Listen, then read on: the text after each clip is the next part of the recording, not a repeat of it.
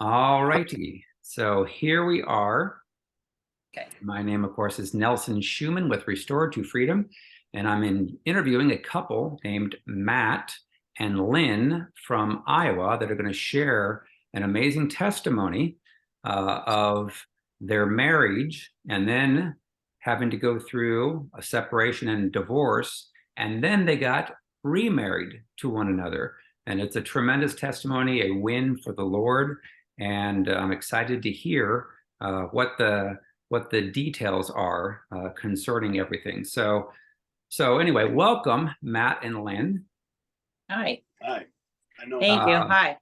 Yes. So I want to know, first of all, is when did you guys meet? What year was it? It was 2009. We had actually met on Plenty of Fish A dating site. dating site. Oh, okay. I see. All Yeah. right. All right. And then when did you guys get married? The first time was in May of 2009, Okay. and then we got divorced in 2017. Okay. And we were divorced for 4 years. Okay. So And then just a year and a half ago. Yeah, you got married about a year and a half ago. So, all right. Yes. And so after you guys got married in 2009, what was the state of the marriage like? Well, I'd like to say when Lynn and I met, I was 2 years sober at the time. Okay. And I had gotten saved probably a year earlier and then baptized, and probably should have followed through more on like discipleship. Didn't do that, but was solid, loved the Lord. Okay. And when I met Lynn, I wanted to meet a good, godly woman, Uh-huh. And we matched up really well on Plenty of Fish. We talked a whole bunch, really got to know each other before anything went any further. And then we ended up getting married.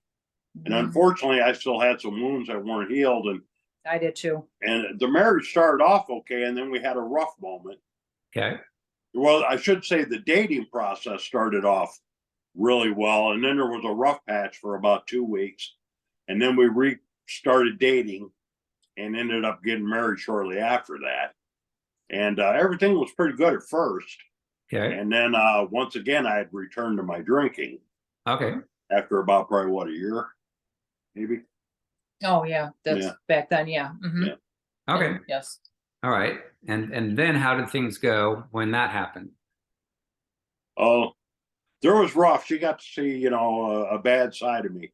I wasn't a physical, like abusive drunk. I would just get sloppy drunk, and in my mind, I wasn't hurting anybody but myself. When truth of the matter is, there was her. She had her 2 children there who were young. They shouldn't have saw that stuff, and they shouldn't have seen it. But she didn't tolerate that very long. And then I got involved in Celebrate Recovery. Okay. First, I started going to just more of my 12-step meetings. And I'd like to say, I've been going to 12-step meetings since I was 35 years old. And I would get a year or two sober. And this will apply later when we talk about demonic forces and stuff. But I would get like 2 years sober, and all of a sudden the wheels would fall off. And I couldn't understand why, because I was giving the program everything I had, Nelson. Okay. I was going to plenty of meetings. I was working with a sponsor. Yeah. But little did I know, I had all these childhood wounds that were just getting constantly picked at and poked at. No matter how hard I tried, I could only maintain so much sobriety before I felt like I was just going to go crazy. Yeah. And you end up usually picking up and using, Yeah. And they don't talk about like how to get the soul wounds healed and have Jesus forgive and deliverance from demons. Yeah. Yeah. Well, at that point, you don't even think you're, you're oppressed or anything. You didn't even know any of that stuff was happening. Yeah. And that there's a name for it. And growing up in a church all through my whole life, I've never even known any of that stuff. Yeah. Yeah. So, yep. So, and were you guys going to church throughout? Yep. We were going to church, and we had a good church that we're going to. We're going to a church in Naperville, because that's because I grew up in Illinois. So we lived in Illinois until about a year and a half ago. Okay. And we're going to a church out there, but they never touched anything about that. And it's an Assembly of God church. Okay. And then when in 2017, when we first started getting to come, finding out about deliverance things or whatever, Mhm. I found out that I had wounds inside me that I didn't even know about. Yeah. I mean, I grew up in a sexually abused home. Okay. There's things like that growing up, but then or even just why did I have so much fear in me that actually would steer you towards things. Yeah. And as fear came off more of me, Yeah. it was better because I think I really went through a fear thing before I met you. And that's what the pastor was talking about is if you grew up in an abused family, you marry an abuser.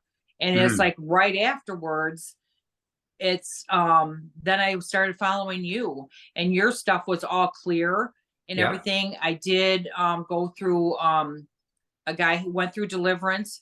I had a session with him because I Okay. didn't know at that time that you had them or not. Yeah. And then so I was following that, but then so I got delivered, and I believe I got delivered from dyslexia and Okay. stuff going on because I had trouble doing tests and everything growing up. Okay. And just the wounds from that growing up was like tremendous. So Yeah. then of course that went into our marriage and everything Yeah. because we would argue and stuff.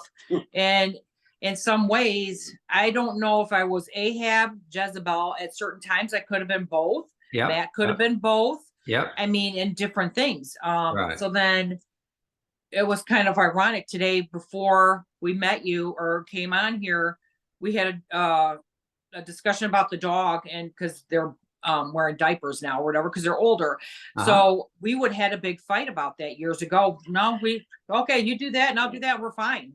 Wow. And it's like Awesome. that Before it was that like would two not people trying to control, Yep. different and it was things. who was going to be the controller. Yeah. That was Yep. big Jezebel thing, and Yep. Yep. That was good. Yep. Mhm. Awesome. Awesome. So you ended up finding my ministry. It was it in 2017?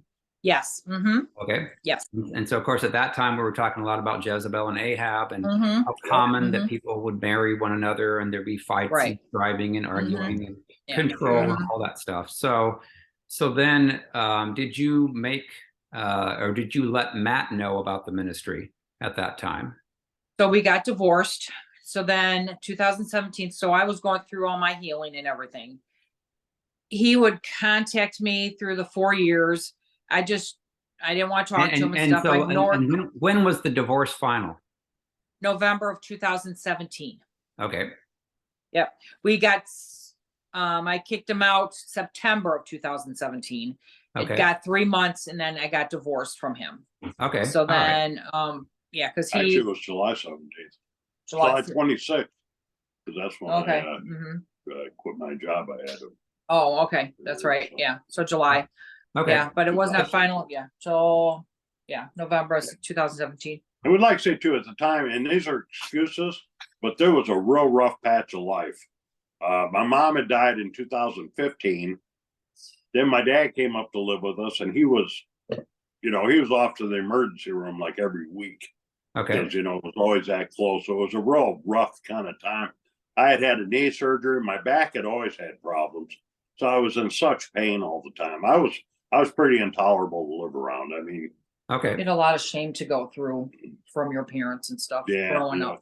it was just a real bad time. And then my dad died, and it was kind of like that was just sort of the collapse for me. And I started drinking again, and that's about what you said. Okay. Enough's enough. So And I'd be talking to people about her divorce, and even though I'd say, well, she did this, I would even say, I don't blame her for leaving me.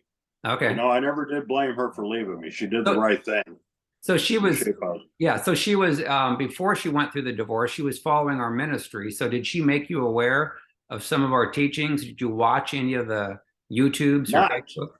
Not that I remember, put it that way, because there's blank spots. My Okay. drinking was that bad that I have blank spots. And Okay. It was probably 2019 or something, Nelson, for him, because every time I would talk to him, I go, you got to get delivered. You got to get delivered and stuff. And then, but I wasn't probably fully always, I didn't have the love of telling him that, Okay. you need to get delivered. It's like, just Yeah. blank tell them.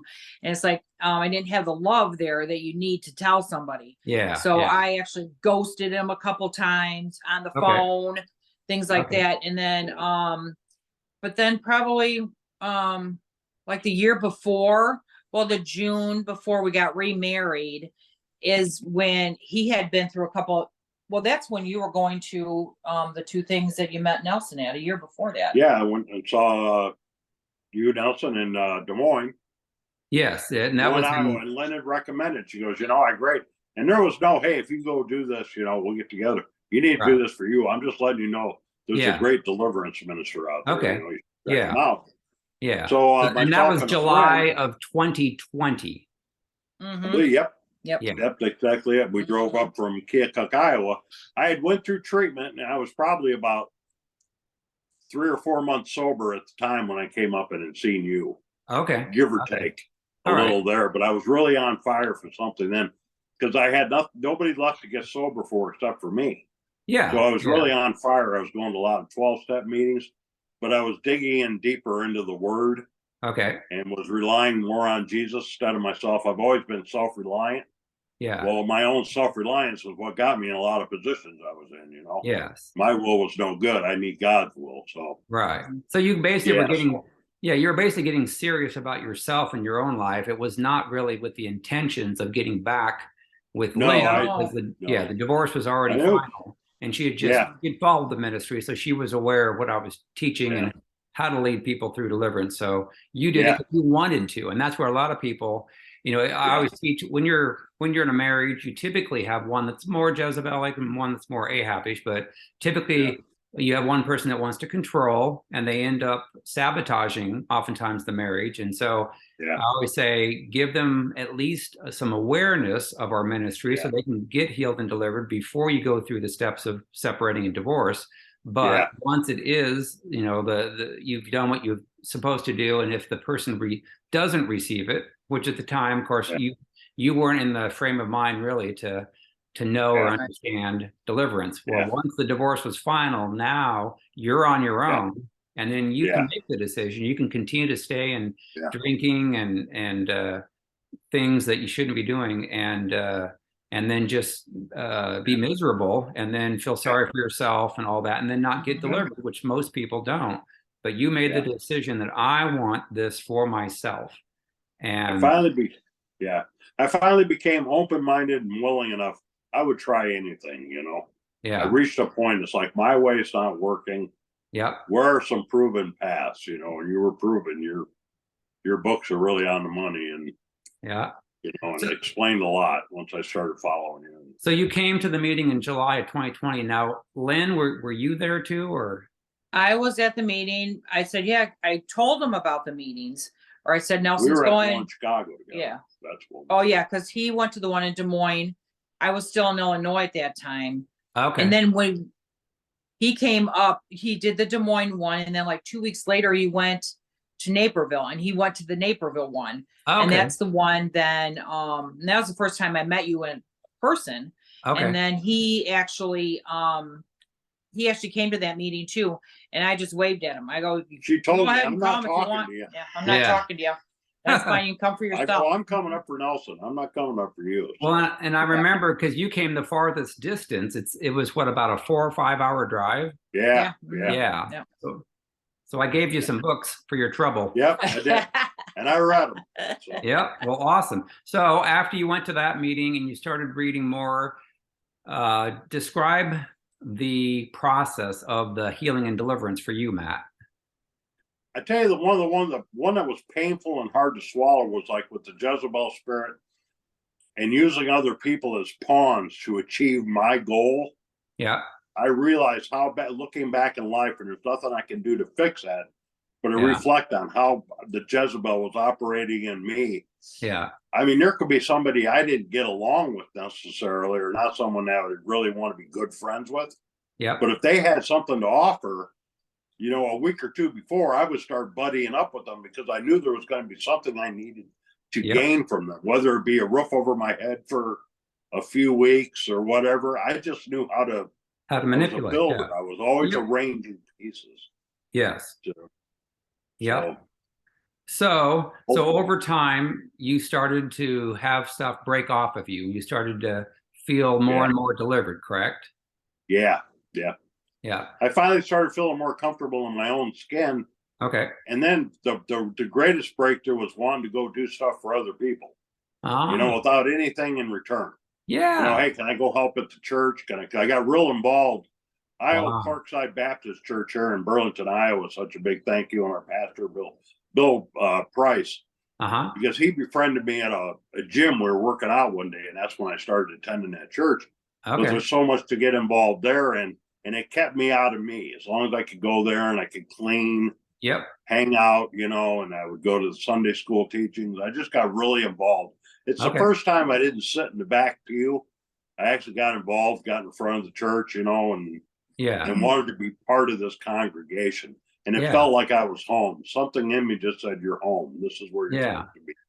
So when did you then reach out to Lynn to have a conversation for like the first time?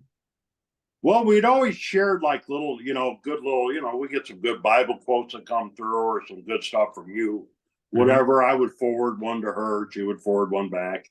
And then we always shared pictures of our dogs we had together. She'd share them with me, So I kept up with them. They're like our two kids. So we each have two kids on our own from previous marriages, but the dogs we raised as ours, so they're like our kids. But okay. All right. But then I started talking to her and we started getting, to where having some talks. Well, then she ghosted me. She wouldn't answer the phone or anything. And I left a couple messages. I thought, if you don't want to have something to do with me, that's fine, but don't do it this way. Don't ghost me. Well, then we ended up. We talked. That's actually then when you met the guy that you did. You're a big thing too. Oh yeah, you're big deliverance things because he met somebody too. Bob Orr. He's a great guy, great man for the Lord. Which you led him. You opened up some stuff in him. Yeah, like the your ministry, but then made it. He just came to the church he was going to. And then the pastor believes in deliverance. It's a Baptist church. Wow. So he believes in the deliverance of stuff. So he went through a deliverance with him. Yeah, I saw you, and it wasn't but a month or two later, I'm sitting down having a real face-to-face, deliverance. And that was so freeing. And then we started talking again, and it got a little more serious. And I was comfortable in my codependency. I've had that since I was a kid. My fear of abandonment that led to codependency. And but when she started getting a little more serious and we're talking, I go, I'm going to let you know right now, and I say this with love: if you ghost me again, don't call me.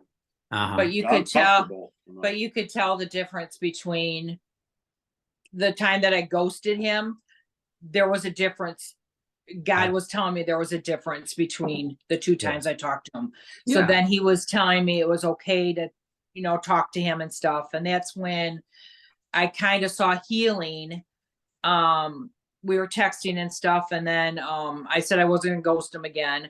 But then I said I could see, and I didn't tell him that, but I saw healing in my two kids, his kids, us as a family.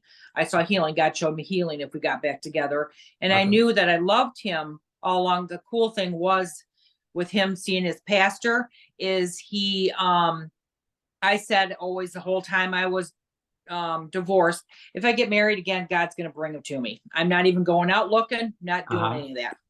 So then Pastor Bill at the church. I drew topper. You can tell that part. I told my pastor, and this was when we were not talking anything.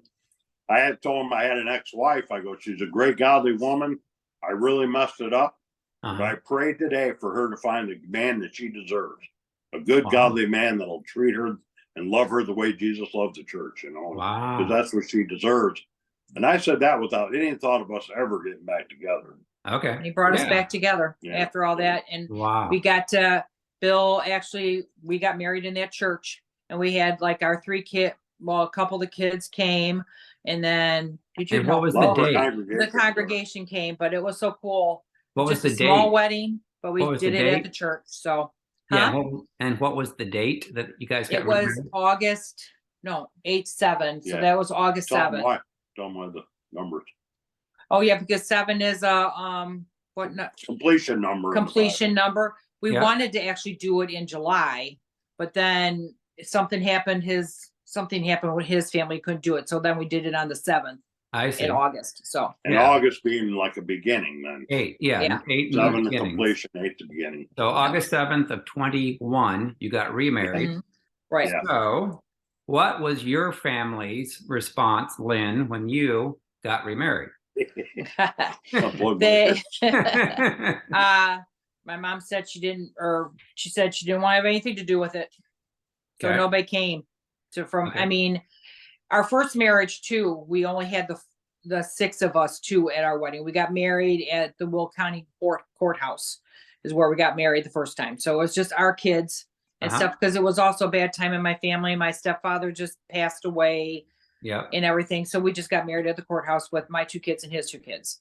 Okay. And then, but then I invited a couple of my friends. None of them came, but the church we're at now, they all accepted all of us and stuff in the church. It's like, this is a phenomenal church that we're going to now. Yeah. It's very, family run, family orientated and stuff. So Yep. it's actually really cool. So since you've been married now for a year and a half, has there been some more acceptance from your family, Lynn? Yeah, it has been, and it's just coming along just now because there's more healing. There's been at the beginning, well, his younger son was kind of mad at me at the beginning Uh-huh. and stuff. My kids kind of have been too, and they've been we've all been talking. We've been meeting them a couple times. We go to their house or which is really cool.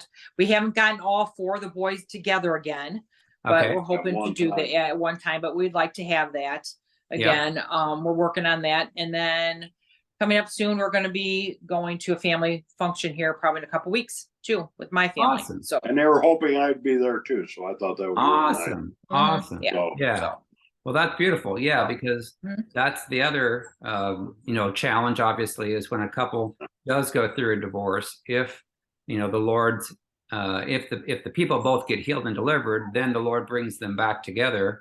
And then it's the family that needs to also then reaccept. So, and I've seen this before where we've seen individuals that have gone through deliverance and then it's changed their marriage, and then they end up helping others in their family. That see and observe that there were benefits to what happened, and then they end up getting some healing and some deliverance through that as well. So it can have a Right. ripple effect on the entire family. And Right. then when you have family reunions and you have get-togethers for the holidays, it's a wonderful thing. People enjoy and have fun. So Right. awesome. Yeah. So what would your recommendation be for people who are struggling in their marriages?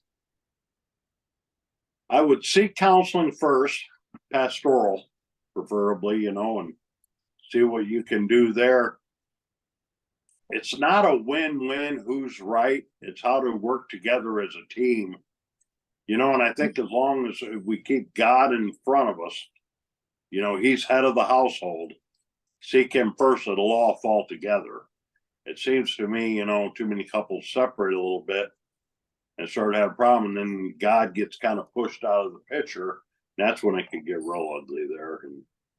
But I would definitely say lean on God. Let God do the work. Prayer, do the right thing.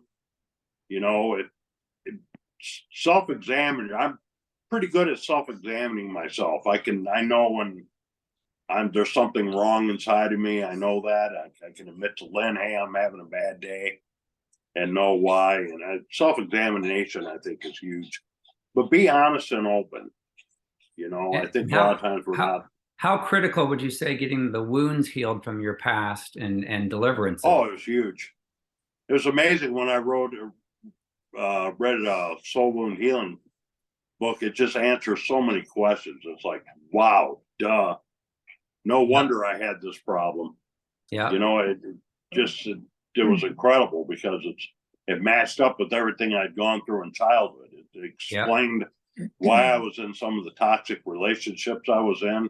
Yeah. Because I was in some emotionally abusive relationships where I would let someone walk on me, but I needed them for my happiness. Yeah. So I was willing to take that kind of abuse just to not be abandoned. And that abandonment issue started when I was 6 years old as a child. Yep. Yeah. So as we forgive people for hurting us, and yeah, as Yes. we repent for our pride and sin, then we can command the demonic spirits to go. And Yep. of course, there's a lot of Yep. churches that don't even believe, and the pastors Yep. don't even believe that Christians can be struggling with demonic spirits, and that's obviously a Yeah. misnomer. So yeah, Right. I would So- also say that you should be open-minded to, I mean, you say it's cool that you're saying soul wounds instead of like being, oppressed or, you're demonized or, that kind of stuff, because that puts people off. So being Yeah. open-minded to know that there's something bothering you, that's inside of you. yeah. So, Yeah. mhm, Yeah, I think it's so important for people to understand the criticalness of getting the wounds healed, getting freedom from the demonic voices that we get hear oftentimes thousands of times a day, which drives us to addictions like drinking and right. yeah, smoking and all kinds of drugs and counterfeit comforts, we call them, because those are just ways of temporarily trying to cope and put a band-aid on a problem instead of getting the root healed and getting Right. the forgiveness and then commanding demonic spirits to go. And then you get to enjoy. So now you're a testament to that, to where you can enjoy your marriage now. You can Mhm. have fun, you can laugh, you don't have to strive about anything. And doesn't mean you Mhm. may not have a disagreement, but you can handle it in a way that you can be respectful to the person and honor them. So yeah. This time around has been so different for us, because we've raised our voices before in arguments Mhm. before, getting some yell matches and stuff. I don't even think we've raised our voices even necessarily. And No, because this I mean, time you can around. see like when each one of us want to be left alone, yeah. or whatever, and then we usually always come back, and we really do try to go to bed with that, not being upset with each other. Yeah. So for the most part, that's happened. A couple times it hasn't. My son, both of us at fault in some ways with that, but Yep. for the most part, we're trying to not do We'll that. have So silly little disagreements and then laugh Mhm. about them later. Yeah. We can actually laugh now at some of the stupid things we do. We Yep. both laugh at some of our character, yeah. difficulties and stuff, to whereas before they really haunted us. Yep. Yep. So Yep. Well, I will end with oftentimes people want to get in contact with the people that I interview. So if you want to get in contact with Lynn, you can email her at crossprayers, so CROSSPRAYERS @AOL.com. And if you want to get in contact with Matt, you can email him at mcadamson63 @AOL.com. So, Mhm. all righty. Well, I thank you guys very much for sharing. Thank you for asking us to do it. yeah, Yeah. thank you. It was an honor. Yeah, it was an honor. Yes. Well, I'm excited. Thank you for because being in our life. You are welcome. You are most welcome, because the Lord does want to heal all of us, but we have to want it Amen. individually. And we Right. have to pursue that healing and deliverance for our own lives, and not necessarily for someone else. So, but it can involve other people to help them. So, all right. In a struggling relationship too, if you can realize that God would want you to get better. Mhm. God doesn't want divorce. Right. So he's for us, not against Right. us. If we're surrendering Yep. and asking for his help, he's going to help. Yeah. Yeah. And I always tell people it takes two, because Yep. we have free wills, and we have some people that won't admit that they need to, work on themselves, and they'll blame everything on somebody else. And Yeah. Mhm. the Lord can't heal that, because we have to be honest. So, yep. Yeah. And you did. So you did the right Yes. thing. So I love it. Yeah. Love it. Yep. All right. Well, Thank I you. will let you guys. Okay. Thank you. God bless. Yep. Bye. See ya. Bye-bye.